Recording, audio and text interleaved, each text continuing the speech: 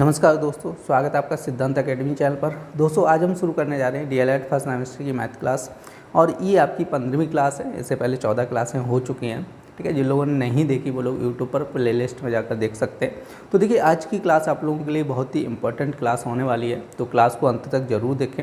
और यदि आपको हमारी क्लास पसंद आती है तो क्लास को लाइक करें और चैनल को सब्सक्राइब करना ना भूलें। तो चलिए बिना देरी के शुरू करते हैं आज की क्लास। देखिए आज की क्लास का आपका फर्स्ट क्वेश्चन कह रहा है कि वह बड़ी से बड़ी संख्या बताइए। कह रहे कि जिससे कह रहे 49, 59, 109 को भाग देने पर कह रहे शेषफल 1, 3, 5 रहें, ठीक है। आपसे कह रहे देखो 49, 59, 109 कह रहे कि वह बड़ी से बड़ी संख्या बताओ। कह रहे जिससे 49, 59, 109 को भाग देने पर शेषफल कितना आना चाहिए, 1 आना चाहिए, 3 आना चाहिए और 5 आना चाहिए। मतलब 49 में भाग करेंगे तो 1 शेष बचेगा, 59 में करेंगे 3 बचेगा और इसमें करेंगे तो 5 बचेगा। तो यहाँ पे देखो 49 में से 1 घटाओ कितना है, 48 आ जाएगा। अब 59 में से 3 घटाएंगे कितना, 56 हो जाएगा। तो इसमें घटाएंगे तो 104 हो जाएगा, ठीक है। अब आप लोग ध्यान रखें, आप लोगों को कई बार बता चुका हूँ, बड़ी से बड़ी जब भी संख्या कहते हैं तो आप लोगों को क्या निकालना है, मासा निकालना है, ठीक है। मासा देखो दो तरीके से निकाला जाता है। एक तो आपका फैक्टर विधि लगा सकते हैं, दूसरी भाग विधि होती है, ठीक है। तो हम लोग यहाँ पर भाग विधि लगाएं। तो 48 का भाग आपको करना है 56 में, तो एक बार जाएगा तो 48 से कम 48 हो जाएगा। 16 में से 8 गया तो 8 बचेगा यहाँ पर, ठीक है। तो अब देखो यहाँ पर आपको हो जाएगा तो 8 ही बचेगा और कुछ नहीं हो जाएगा। अब 8 का भाग आपको 48 में करना है, ठीक है। तो कितनी बार जाएगा, 6 बार जाएगा। तो यहाँ पे 48 टोटल कैंसिल हो गया, क्लियर हुआ। अब देखो हमें क्या करना है, अब जो 8 का भाग करना है, जो संख्या आपकी तीसरी है कितनी है, 104। तो 8 का भाग 104 में कीजिएगा। तो जब 104 में भाग करेंगे तो पहले तो एक बार जाएगा, तो 8 ही कम 8 हो जाएगा, कितना बचेगा 2 और ये हो जाएगा आपका 24। तो 8 दिया 24 हो जाएगा, क्लियर, पूरा कैंसिल हो गया।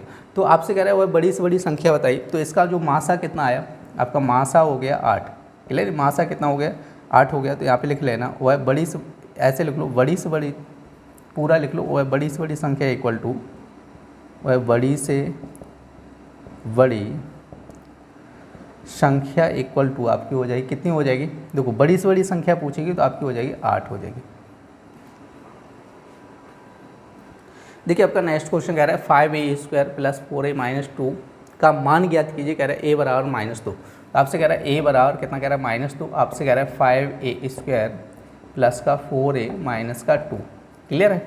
तो 5 और a का मान कितना है आपका, -2 का स्क्वायर प्लस 4 गुणा -2 और ये -2 हो जाएगा, ठीक है। अब देखो 5 और 2 का वर्ग करेंगे कितना हो जाएगा, 4 हो जाएगा। आप लोग ध्यान रखो।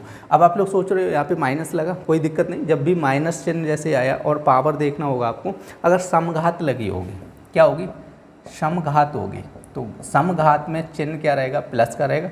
अगर इसमें विषम घात हो जाए, ठीक है, विषम घात लगी हो तो क्या हो जाएगा, चिन्ह कैसा रहेगा, माइनस का हो जाएगा। जैसे यहाँ पे 2 पावर है ना, तो 2 क्या है आपका, सम है, तो सम है, इसलिए यहाँ पे कितना हो जाएगा आपका 2 का वर्ग 4 और माइनस चिन्ह क्या बन जाएगा, प्लस चिन्ह हो जाएगा, क्लियर हुआ।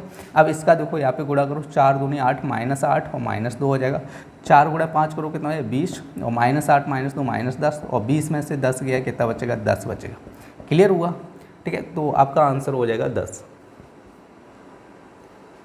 देखिए आपका नेक्स्ट क्वेश्चन कह रहे हैं एक छात्रावास में कह रहा है 50 छात्रों के लिए 40 दिनों का भोजन सामग्री है। कह रहे कि यदि छात्रावास में 30 छात्र और आ जाएं तो कह रहे भोजन सामग्री कितने दिनों के लिए समाप्त हो जाएगी, कह रहे कितने दिनों में समाप्त हो जाएगी, ठीक है। तो आप लोग ध्यान रखें, इस टाइप से जब भी क्वेश्चन आए तो एक तरफ आपको लिखना है छात्र और एक तरफ लिखना है दिन, ठीक है। आप लोग इसी रखना है, एक तरफ छात्र और एक तरफ क्या लिखना है, दिन। तो आपसे कह रहे हैं 50 छात्रों के लिए 40 दिन की सामग्री थी, तो 50 लिखना है एक तरफ, दूसरी तरफ कितनी थी, 40। 50 लोगों के लिए 40 दिन की सामग्री थी। अब कह रहे हैं 30 छात्र और आ जाएंगे, तो 50 तो पहले से ही थे, 30 और आ जाएंगे, टोटल कितने हो जाएंगे, 80 छात्र हो जाएंगे, क्लियर हुआ। देखो 50 तो पहले से ही थे, 30 और आ गए, अब कितने लोग हो गए, 80। अब कह रहे हैं कि जो शेष सामग्री बची है वो कितने दिनों में समाप्त होगी, आपसे ये पूछा गया, ठीक है। तो यहाँ पे दिन पूछेंगे तो यहाँ पे मान लेंगे कितना है, x है, ठीक है। अब देखो आपको क्या करना है, यहाँ पे एरो लगाना है और अपोजिट डायरेक्शन में लगाना है। जैसे इधर ऊपर की तरफ लगाए तो इधर नीचे की तरफ लगाना है, ठीक है। अगर इधर नीचे की तरफ लगाओ तो इधर ऊपर की तरफ लगाओ, ठीक है। तो एरो में आप लोग समझ लो, जो इधर का जो ये सिरा होता है इसको आप लोग अंश बोलेंगे और ये टैल होता है, पीछे वाला सिरा होता है उसको हर बोलते हैं, ठीक है।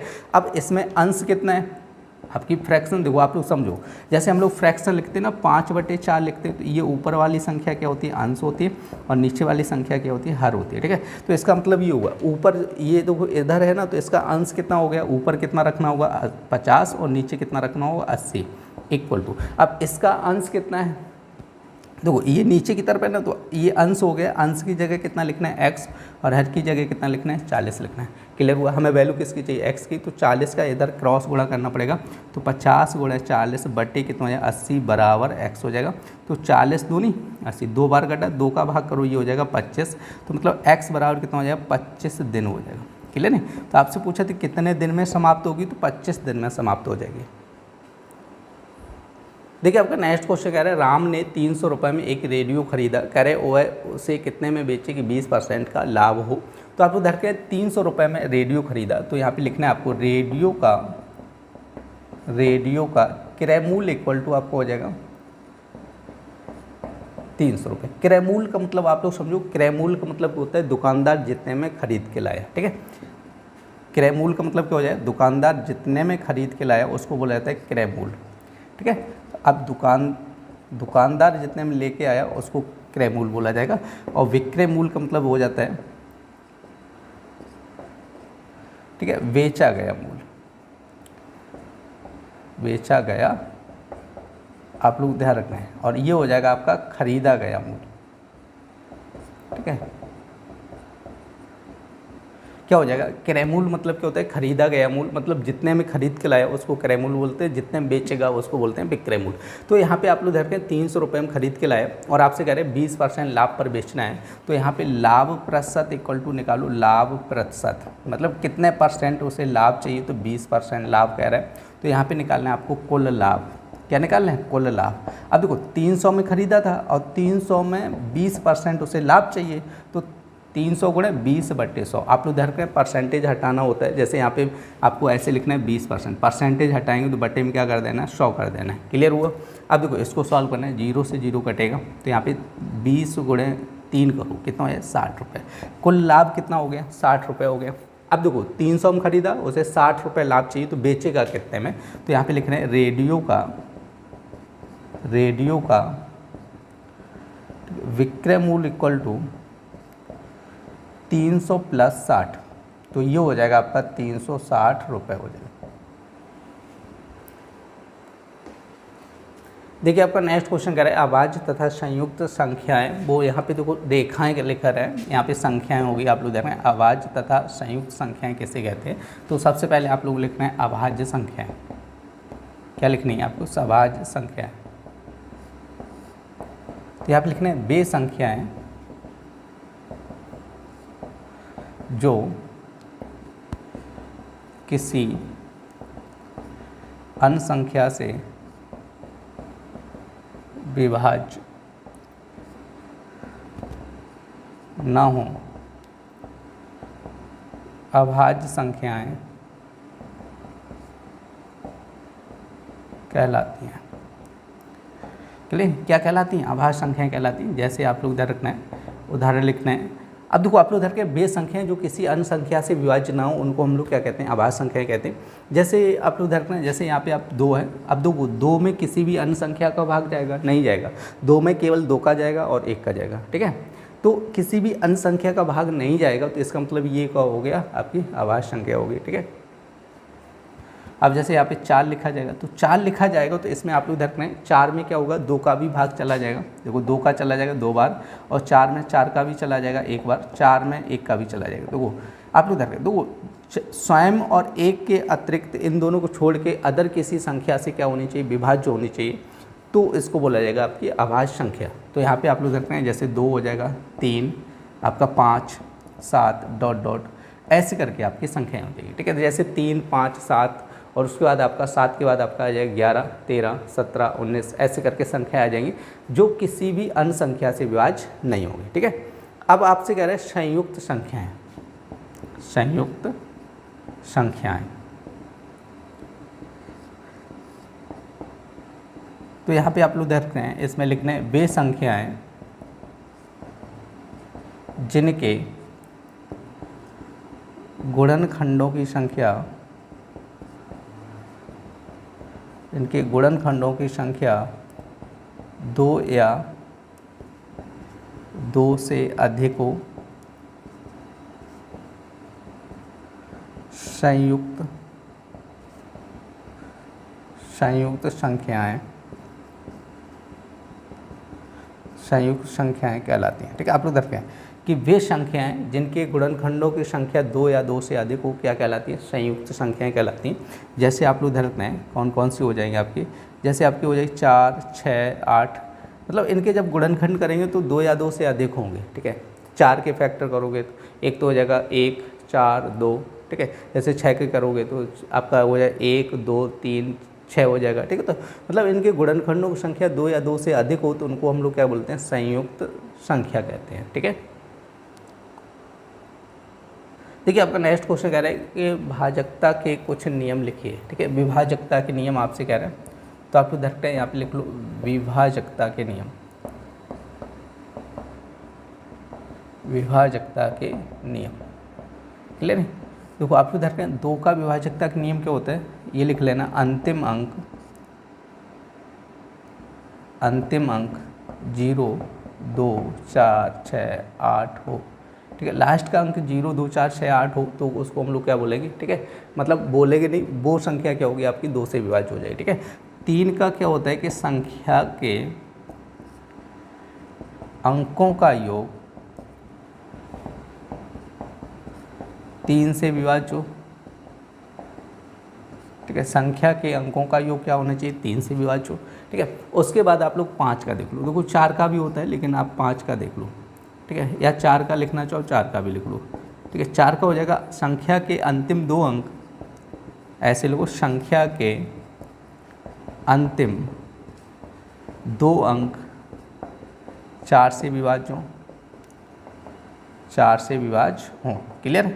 जैसे 5 का लिखना चाहो तो 5 का लिख लो, संख्या के अंतिम अंक या संख्या का अंतिम अंक, ऐसे संख्या का अंतिम अंक 0 या 5 हो। ठीक है, संख्या का अंतिम अंक 0 या 5 होगा तो वो क्या होगी आपकी संख्या 5 से विभाज्य होगी। ठीक है, अब आप लोग देखते हैं 6, तो 6 का क्या होगा, संख्या 2/3 से विभाज्य हो। संख्या 2/3 से विभाज्य हो तो वो संख्या क्या होगी, 6 से विभाज्य होगी। ठीक है, तो आपसे कह रहे हैं तो कुछ नियम लिखिए, तो आपके यहाँ पे आपके 5 नियम लिखा दिए, बहुत है, इतना आप लोग नोट कर लो और याद कर लेना। ठीक है,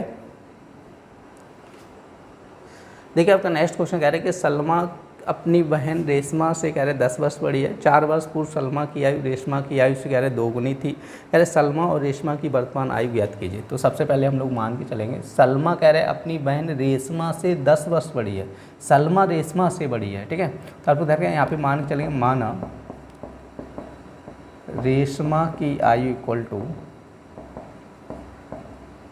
x वर्ष मान लो। तो उसके बाद हो जाएगी आपकी सलमा की आयु बराबर x + 10 वर्ष हो जाए। क्लियर नहीं। आपसे कह रहे हैं देखो 4 वर्ष पूर्व, तो यहाँ पे लिखना है 4 वर्ष पूर्व रेशमा की आयु इक्वल टू,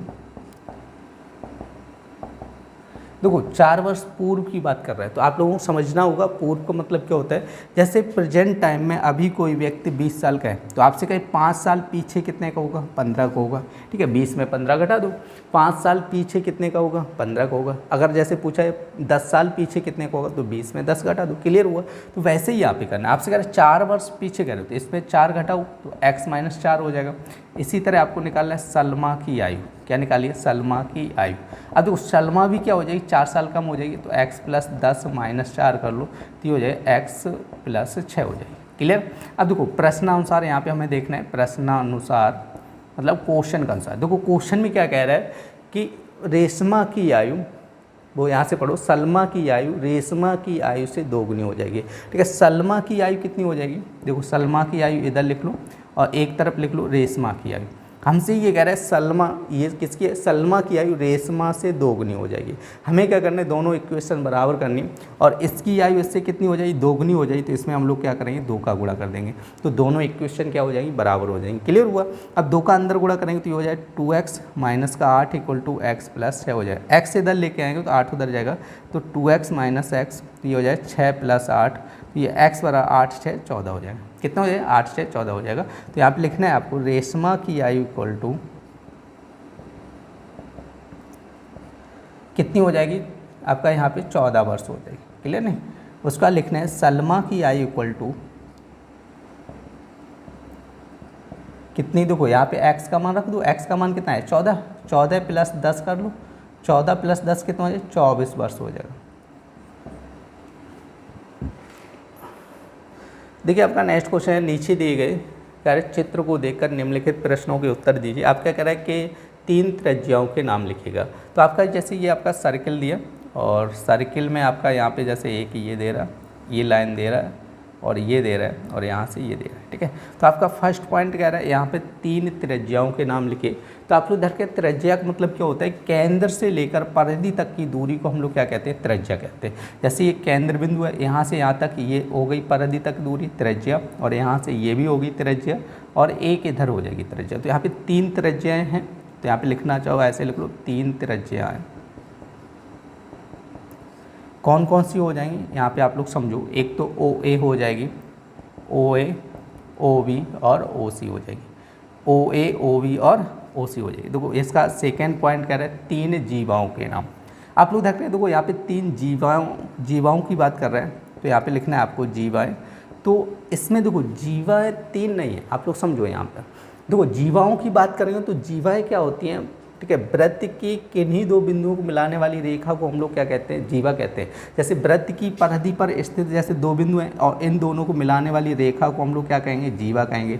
लेकिन अगर वही रेखा यदि वृत्त के केंद्र से होकर चली जाए तो उसको हम लोग जीवा नहीं कहते हैं, उसको हम लोग क्या कहते हैं, व्यास कहते हैं, ठीक है। इस क्वेश्चन में पिछली वर्ष भी बहुत ज़्यादा कन्फ्यूजन था, काफ़ी बच्चों ने कमेंट करके भी बोला था, क्योंकि आपकी सीरीज में इसमें आपकी 3 जीवाएँ बताई जा रही हैं, ठीक है, जबकि 3 जीवाएँ नहीं होंगी इस क्वेश्चन में, ठीक है। इसमें 2 जीवाएँ होंगी ओनली आपकी, एक तो AB हो जाएगी, दूसरी हो जाएगी BC हो जाएगी, ठीक है। आपके जो सीरीज है आपकी पवन सीरीज, राजन सीरीज जो भी है, उसमें आपको AC भी इस जीवा में लिखी है, जबकि AC जीवा नहीं होगी। AC क्या है, वृत्त के केंद्र से होके जा रही है। जब वृत्त के केंद्र से होके जाएगी तो उसको हम लोग जीवा नहीं बोलेंगे, उसको हम लोग क्या बोलेंगे, व्यास बोलेंगे, ठीक है। आप लोग ध्यान रखना है, उसको हम लोग क्या बोलते हैं, व्यास। जब कोई रेखा, या आप लोग ऐसे लिख लो, चलो ऐसे समझ लो कि परिधि पर स्थित किन्हीं 2 बिंदुओं को मिलाने वाली रेखा जब वृत्त के केंद्र से होके जाएगी तो उसको हम लोग क्या कहते हैं, व्यास कहते हैं। क्लियर हुआ। और परिधि पर स्थित 2 बिंदुओं को मिलाने वाली रेखा को हम लोग क्या कहते हैं, जीवा कहते हैं, ठीक है। तो यहाँ पे ध्यान रखना है, इसको हम लोग क्या बोलेंगे, जीवा बोलेंगे, और ये वाली लाइन जो है इसको क्या बोला जाएगा, व्यास बोला जाएगा। तो इस हिसाब से आपकी 2 जीवाएँ बनेंगी, एक तो AB बनेगी, दूसरी बन जाएगी BC, ठीक है। अब हम लोग देखते हैं थर्ड पॉइंट, कह रहे वृत्त के व्यास का नाम लिखे। तो वृत्त का व्यास की यदि हम लोग बात करें तो ओनली एक व्यास है जिसका नाम क्या हो जाएगा, AC हो जाएगा। क्या हो जाएगा, AC। अब देखो इसका चौथा पॉइंट कह रहे वृत्त का केंद्र बताइए। तो यहाँ पे ध्यान रखना है, पूरा लिखना चाहो लिख लो पूरा। वृत्त का केंद्र इक्वल टू कितना हो जाएगा आपका, O हो जाएगा। वृत्त का केंद्र क्या है, O है, ठीक है। आप लोग नोट कर लेना। देखो इसमें जीवा वाला जो क्वेश्चन है इसमें बहुत ज़्यादा कन्फ्यूजन है, क्योंकि ज़्यादातर बच्चों ने कमेंट करके बोला था। लेकिन यहाँ पे करेक्ट आपकी 2 ही जीवाएँ होंगी, 3 के चक्कर में आप लोग नहीं बने रहना, ठीक है। 2 करेक्ट है आपका, ठीक है। देखिए आपका नेक्स्ट क्वेश्चन कह रहा है यदि किसी वर्ग की भुजा कह रहा है 6 सेंटीमीटर है तो कह रहा है उसका क्षेत्रफल ज्ञात करो। आपसे कह रहा है वर्ग की भुजा, कह रहा है वर्ग की भुजा आपकी दी गई, कितनी दी गई, 6 सेंटीमीटर। आपसे कह रहा है वर्ग का क्षेत्रफल निकालना है, ठीक है। तो आप लोग ध्यान करें, वर्ग का क्षेत्रफल का फॉर्मूला आपको पता होना चाहिए। वर्ग का क्षेत्रफल इक्वल टू हो जाता है भुजा स्क्वायर हो जाएगा। तो यहाँ पे 6 का वर्ग कितना हो जाता है, 36 हो जाएगा, ठीक है। और यहाँ पे सेंटीमीटर है ना, तो इसको हम लोग लिखेंगे वर्ग सेंटीमीटर। आपका आंसर हो जाए 36 वर्ग सेंटीमीटर। देखिए आपका नेक्स्ट क्वेश्चन कह रहा है कि रमेश के बगीचे में विभिन्न प्रकार के फूलों के पौधे लगाए गए। कह रहे नीचे दी गई साड़ी में इन पौधों की संख्या दी गई। कह रहे इन्हें पिक्टोग्राफ द्वारा प्रदर्शित कीजिए। तो आप सबसे पहले पिक्टोग्राफ मानना पड़ेगा यहाँ पर। देखो पिक्टोग्राफ, अब आप लोग पिक्टोग्राफ जब मानेंगे तो हाईएस्ट कॉमन देखना है। इन सभी संख्याओं में बड़ी से बड़ी संख्या देख लो जो कॉमन आ रही हो, ओनली 5 आएगी। तो यहाँ पे आपको लिखना है 5 फूल इक्वल टू, ठीक है। अब इसका कोई सिंबल बना लो, ठीक है। आपको सिंबल कुछ भी बना सकते हैं, जैसे फूल दिया तो इस टाइप से फूल ही बना सकते हैं, ठीक है। इस टाइप से क्या बना सकते हैं, फूल। 5 फूल बराबर इक्वल टू एक ये चित्र हो गया, ठीक है। 5 फूल के बराबर क्या हो गया, एक चित्र हो गया। अब यहाँ पे सबसे पहले आपसे क्या कह रहा है, गुलाब कह रहा है। तो आप लोग इधर के गुलाब में 5 का भाग करो, गुलाब कह रहा है तो गुलाब में 5 का भाग करो।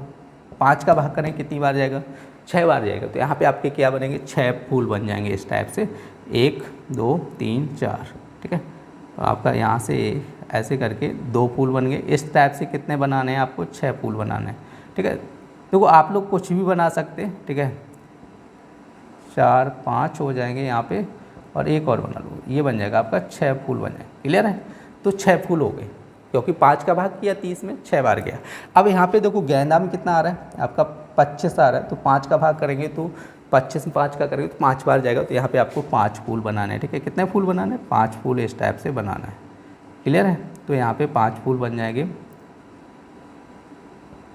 3 कितने हो गए? 4 और एक इधर बन जाएगा, ठीक है। तो 5 फूल यहाँ पे आपके बनाने हैं, ठीक है। गेंदा के बाद आपका दिया जूही दिया गया। क्या दिया? जूही। अब जूही में कितना है? 10 तो 5 का भाग करेंगे कितनी बार जाएगा? 2 बार जाएगा। यहाँ पे 2 फूल आपको बनाने हैं, ठीक है। देखो ड्राइंग पे मत जाइएगा, हमारी कला इतनी बढ़िया नहीं है, ठीक है। आप लोग बना लेना अपने हिसाब से। अब यहाँ पे आपसे क्या कह रहे हैं? दहेलिया में 45 कह रहे हैं। तो दहेलिया क्या कह रहे हैं? दहेलिया, ठीक है। तो दहेलिया में कितना कह रहा है? 45। 5 का भाग करें कितनी बार जाएगा? 9 बार जाएगा। तो 9 फूल बनाने हैं, ठीक है। अरे भाई 9 फूल बनाने हैं। अब एक तो फूल जैसे तैसे बन रहा है, इसमें 9 फूल बनाने भाई, बनाओ, ठीक है। कितने हो गए? 3 हो गए। अब इस तरीके से हमें कितने हो गए? चलो 3 3 6, ठीक है। 7 8 9 फूल हो गए, ठीक है। तो ये आपका हो गया दहेलिया कंप्लीट, ठीक है। अब यहाँ पे आपका बच्चा है रजनीगंधा। क्या बच्चा है? रजनीगंधा। तो रजनीगंधा में क्या करना है आपको? 15 है ना, तो 5 का भाग करेंगे तो 3 आएगा। तो 3 फूल बनाने हैं, ठीक है। तो यहाँ पे 3 फूल बनाइए इस टाइप से। तो ये आपका क्वेश्चन कंप्लीट हो गया, ठीक है। तो पिक्टोग्राफ का अगर क्वेश्चन आपसे पूछा जाए तो आप लोग कोई सा भी सिंबल बना सकते हैं, ज़रूरी नहीं फूल बनाओ, ठीक है। कुछ भी बना सकते हैं आसान सा, ठीक है। देखिए आपका नेक्स्ट क्वेश्चन कह रहे हैं किसी कक्षा की वार्षिक परीक्षा में कह रहे 60 बच्चों के परिणाम पाई ग्राफ द्वारा निरूपित हैं। कह रहे कि चित्र देखकर बताइए। आपका फर्स्ट पॉइंट कह रहे हैं सबसे अधिक बच्चे किस श्रेणी में उत्तीर्ण हुए, सबसे ज़्यादा किस श्रेणी में पास हुए। आपका फर्स्ट पॉइंट ये कह रहे हैं, ठीक है। तो फर्स्ट पॉइंट कह रहे हैं सबसे अधिक बच्चे। तो यहाँ पे आप लोग देखते हैं सबसे अधिक बच्चे कौन सी? द्वितीय श्रेणी। सबसे ज़्यादा कौन सी दिख रही भाई? आपका आंसर हो जाए सबसे ज़्यादा द्वितीय श्रेणी। द्वितीय श्रेणी में क्या कह रहा था? उत्तीर्ण की बात कर रहा है। द्वितीय श्रेणी में उत्तीर्ण हुए, क्या हो जाएंगे? द्वितीय श्रेणी में उत्तीर्ण हुए। अब बच्चे निकालना चाहो, ठीक है, तो यहाँ पे हम लोग निकाल सकते हैं ऐसे करके। देखो उत्तीर्ण बच्चे इक्वल टू आपका हो जाएगा। देखो टोटल कितने हैं? 60 बच्चे। टोटल कितने हैं? 60 है। और आपका देखो द्वितीय श्रेणी में टोटल पास कितने हुए? 180 डिग्री। अब देखो आप लोग समझो 180 डिग्री। अब देखो यहाँ पे यदि आपका कहीं पर परसेंटेज लगा होता है, जैसे 40 गुणा 20% होता है, तो परसेंटेज जब हटाते हैं हम लोग क्या करते हैं? 20/100 कर लेते हैं। क्लियर हुआ? लेकिन यहाँ पे क्या है? आपका डिग्री है, और डिग्री की बात करेगा तो पूरा सर्किल कितने डिग्री का होता है? 360, ठीक है। तो यहाँ पे आपको ये डिग्री हटेगा तो बटे में 360 करना होगा। क्लियर हुआ? तो यहाँ पे आप भाग करो 2 बार, तो 2 से काटेंगे 30 स्टूडेंट। तो 30 स्टूडेंट ऐसे हैं जो द्वितीय श्रेणी में पास हुए, ठीक है। आपका नेक्स्ट कह रहे हैं कि प्रथम श्रेणी और द्वितीय श्रेणी में उत्तीर्ण बच्चों की संख्या का अनुपात ज्ञात कीजिए। तो सेकेंड पॉइंट करने के लिए आप लोगों को यहाँ पे प्रथम श्रेणी में कितने बच्चे पास हुए ये निकालना पड़ेगा, ठीक है। तो यहाँ पे आपको लिखना है प्रथम श्रेणी में उत्तीर्ण बच्चे। अब देखो प्रथम श्रेणी में पास कितने हुए? टोटल कितने हैं? 60 हैं। और 60 में प्रथम श्रेणी में कितने हुए? 60 डिग्री पास हुए। 60 डिग्री का मतलब हो जाएगा 60/360, 0 से 0 कटेगा। अब 6 से काटेंगे तो ये 6 बार, 6 से काटेंगे तो 10 बार। तो प्रथम श्रेणी में कितने बच्चे पास हुए? 10 बच्चे पास हुए। आपसे कह रहे हैं कि प्रथम श्रेणी और द्वितीय श्रेणी का अनुपात पूछा गया। तो यहाँ पे देखो थोड़ी जगह यहाँ पे बता दे रहा हूँ। आपका प्रथम श्रेणी अनुपात कह रहा है द्वितीय श्रेणी। क्या कह रहा है? द्वितीय श्रेणी। क्लियर नहीं? प्रथम श्रेणी अनुपात द्वितीय श्रेणी। तो पहली श्रेणी में कितने बच्चे? 10 बच्चे। और दूसरी श्रेणी में कितने? 30 बच्चे। तो ये आपका कट जाएगा, तो 1:3 आपका आंसर हो जाएगा।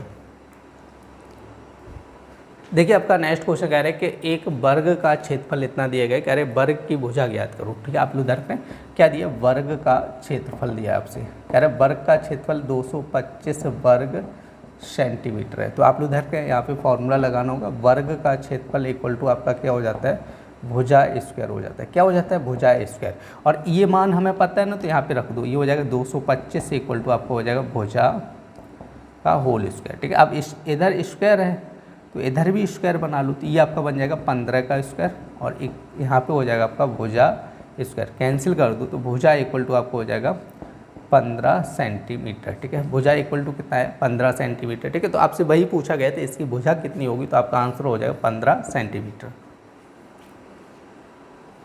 देखिए आपका नेक्स्ट क्वेश्चन कह रहा है यदि x प्लस वाई बराबर 15 तथा कह रहा है x माइनस वाई बराबर 10 हो तो x तथा y का मान ज्ञात कीजिए। ठीक है, आपसे ये कह रहा है, क्योंकि यहाँ पे आपका कह रहा है x प्लस वाई बराबर कितना कह रहा है 15 कह रहा है, तो इसको मान लो समीकरण 1। ठीक है, और उसके बाद कह रहा है x माइनस वाई बराबर कितना कह रहा है 10 कह रहा है, तो इसको मान लो समीकरण 2। ठीक है, तो अब हमें क्या करना है, समीकरण 1 2 को सॉल्व करना है। देखो डायरेक्ट सॉल्व करना है, कुछ भी नहीं करना है। तो यहाँ पर लिखना चाहो तो लिख लो समीकरण 1 व 2 से। ठीक है, 1 व 2 से हो जाएगा, तो x प्लस वाई बराबर कितना हो जाएगा 15 हो जाएगा और x माइनस वाई बराबर कितना हो जाएगा 10 हो जाएगा। देखो अब यहाँ पे प्लस माइनस है तो ये कैंसिल हो जाएगा, तो x और x कितना है 2x हो जाएगा। तो यहाँ पे टोटल करेंगे तब 25, x बराबर 25/2 हो जाएगा। 2 का भाग करो कितना है 12.5। ठीक है, तो x का मान कितना है 12.5 आ गया। क्लियर हुआ।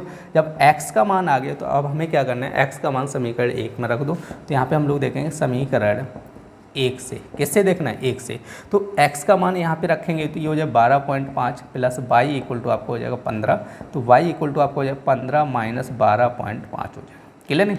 तो अब आपको क्या करना है 15.0 में से आपको 12.5 घटाना है, तो 10 में से 5 गया तो 5 बचेगा, यहाँ पे कितना बचेगा 4, तो ये 2.5। ठीक है, तो y इक्वल टू आपको हो जाए 2.5 हो जाएगा।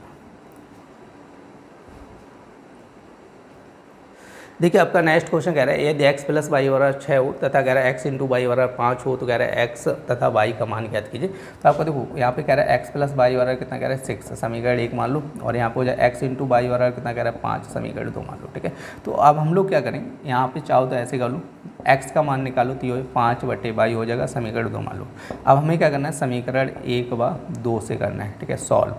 तो देखो एक तो ये पूरा रहेगा, 2 से क्या करना है x का मान निकाल के यहाँ पे रख देना है, तो ये बन जाएगा। तो 5/22 प्लस आपका y इक्वल टू 6 हो जाएगा, तो इसका क्रॉस गुणा करेंगे तो ये हो जाएगा y स्क्वायर बटे y इक्वल टू 6 हो जाएगा। तो ये हो जाएगा 5 plus y square equal to 6y हो जाएगा। ठीक है, अब इसको इधर लेके आएंगे तो y स्क्वायर माइनस का 6y प्लस 5 इक्वल टू 0। अब हमें क्या करना है, इसके फैक्टर बनाने हैं। क्लियर कि नहीं, क्या करना है फैक्टर बनाना, 5 के फैक्टर करना है, 6 लाना है। तो 5 एकम 5, 5 और 1 जोड़ेंगे कितना हो जाएगा 6 हो जाएगा। वाई स्क्वायर माइनस यहाँ पे 5y प्लस का y प्लस 5 इक्वल टू 0, 5 और 1 कितना हो जाएगा 6 हो जाएगा। अब माइनस का अंदर गुणा करेंगे तो वाई स्क्वायर माइनस का 5y माइनस का y प्लस का 5 इक्वल टू 0। ठीक है, तो अब देखो इसमें से कॉमन करना है। अब इसमें देखो y कॉमन आएगा तो यहाँ पे बन जाएगा y, और यहाँ पे क्या बनेगा 5 माइनस y, वो सॉरी y माइनस 5 हो जाएगा। ठीक है, क्योंकि यहाँ पे देखो y कॉमन करेंगे तो यहाँ पे 2 है ना, पावर 2 है तो मतलब 2 y है, तो 1 तो कॉमन चला जाए तो 1 बचेगा। ठीक है, y माइनस 5 हो जाएगा, और इसमें से माइनस चिन्ह कॉमन करना है, यहाँ पे माइनस चिन्ह कॉमन करना है, तो यहाँ पे बनेगा y माइनस 5 इक्वल टू कितना है 0। आप लोग ध्यान रखें जो भी दो कोष्टक में वैल्यू बनेगी वो सेम होनी चाहिए। ठीक है, तो अब यहाँ से क्या हो जाएगा आपका y माइनस 5 और एक हो जाएगा y माइनस 1 इक्वल टू 0। ठीक है, एक तो यहाँ पे आपको हो जाए y माइनस 5 इक्वल टू 0, तो y बराबर कितना है 5 हो जाए। दूसरा हो जाए y माइनस 1 इक्वल टू 0, तो y बराबर कितना हो जाए 1 हो जाए। ठीक है, अब देखो y के दो मान आ गए, कितना आ गया आपका 5 और कितना है 1 आया। ठीक है, तो आप लोग देखते हैं, तो एक बार हम लोग क्या करेंगे, यहाँ पे y बराबर जो 5 आया तो वो समीकरण 2 में रख देंगे, तो वहाँ से हम क्या होगा x का मान आ जाएगा। ठीक है, तो देखो यहाँ से जो y का वो सॉरी आपसे पूछा क्या गया था x तथा y दोनों के मान पूछे गए। तो यहाँ पे देखो एक तो आपका y बराबर 5 समीकरण, या तो ऐसे लिख लो समीकरण 2 से लिखो डायरेक्ट। ठीक है, समीकरण 2 से क्या करना है 2 से, तो देखो 2 समीकरण आपका क्या है x बराबर 5/y है ना, तो यहाँ पे x बराबर 5/5 रख देंगे तो x बराबर कितना हो जाए 1 हो जाएगा। ठीक है, तो x बराबर कितना आ जाएगा 1 आ जाएगा। इसी तरह अब हम लोग क्या करेंगे, तो यहाँ पे देखो आपका x बराबर 5/1 रखना है, तो x बराबर कितना हो जाएगा 5 हो जाएगा। तो इसका मतलब ये हुआ, आप लोग समझो, देखो x बराबर 1 आया, y बराबर कितना है 5 है। तो जब हमने y का मान, देखो y का मान जब हमने 5 रखा तो x का मान कितना है 1 आया। अब इसी तरह दूसरा भी लिख सकते हो, अगर x का मान आपका 5 है तो y बराबर कितना है 1 है। ठीक है, तो आप लोग ध्यान रखना है ये दोनों आपके करेक्ट मान है। तो देखिए आपका आज की क्लास का लास्ट क्वेश्चन, ठीक है, आपसे कह रहे हैं यहाँ पे देखो फर्स्ट पॉइंट आपका दिया गया, कह रहे देखो -1/8 भाग कह रहे 3/4। तो आप लोग इधर पे हैं तो ये -1/8, तो इसका देखो पलट दो, क्योंकि भाग का चिन्ह लगा तो इसको पीछे वाली संख्या पलट दो, 4/3 कर दो, ठीक है। तो ये गुणा में बदल जाएगा। तो अब यहाँ पे सॉल्व करो, 4 दूनी 8, ठीक है, तो ऊपर हो जाए -1/6 हो जाए, ठीक है। अब देखो इसका सेकेंड पॉइंट आपसे कह रहे हैं, देखो माइनस का 7/12, ठीक है, और ये भाग आपका हो जाएगा -2/3। अब आप लोग समझो, इसको पलट दीजिएगा तो माइनस का 7/12, तो गुणा हो जाएगा आपका 3/2, माइनस का हो जाएगा, ठीक है। अब यहाँ पे ये कटेगा 3, यहाँ पे 3 चौको 12। अब देखो माइनस माइनस आपका देखो ये माइनस और ये माइनस क्या हो जाएगा, प्लस हो जाएगा। तो यहाँ पे आपको ऊपर बनेगा 7 और नीचे हो जाएगा 4 दूनी 8, तो ये हो जाएगा आपका 7/8 हो जाएगा, ठीक है। दोस्तों आज की क्लास में आप लोगों ने फर्स्ट सेमेस्टर का मैथ पढ़ा था। उम्मीद है आज की क्लास के सारे क्वेश्चन आपको अच्छे से समझ आए होंगे। यदि आपके मन में कोई सवाल या डाउट है तो कमेंट सेक्शन में ज़रूर लिखें, मैं आपकी हर संभव मदद करने की कोशिश करूँगा। और यदि आपको हमारी क्लास पसंद आई तो क्लास को लाइक करें और चैनल को सब्सक्राइब करना ना भूलें। तो चलिए फिर मिलते हैं ऐसी नेक्स्ट क्लास में, तब तक के लिए धन्यवाद।